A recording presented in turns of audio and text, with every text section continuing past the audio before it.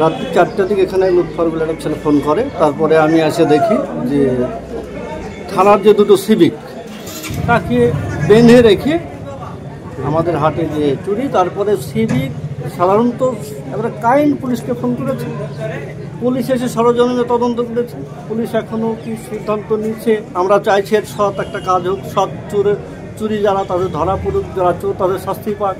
এই অবস্থায় আমরা পুলিশের পেছনে আছি। আমরা চাইছি। কিসের দোকানে ডাকাতি হয়েছে?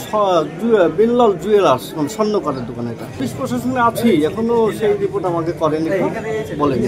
প্রায় অনেক সময় গাড়ি এখানে সিভিককে রেখে যায়, সিভিক দুটো হয়তো রেখে যায়, আবার সিভিককে ওরা অনেক সময় তুলে নিয়ে যায় সেই টাইমে। হ্যাঁ, এই অবস্থা। প্রশাসনিক কথা এখন তো ব্যস্ত আছে, পরে চলে গেল বড়োবাবু, পরে যারা আছে কথা বলে কী পরিস্থিতি হবে আমরা বসবো এক সময় দেখি। আমি চাইছি এর একটা সৎ আইন প্রশাসন যেখানে আছে সেখানে সব মানে চুরিদের মানে যারা দোকান, সে দোকানে ক্ষতিগ্রস্ত তাদেরকে ধরা পড়ুক বা তাদের প্রশাসনিকভাবে তাদের বিচার হোক। এইটা বাংলা টুডে নাও।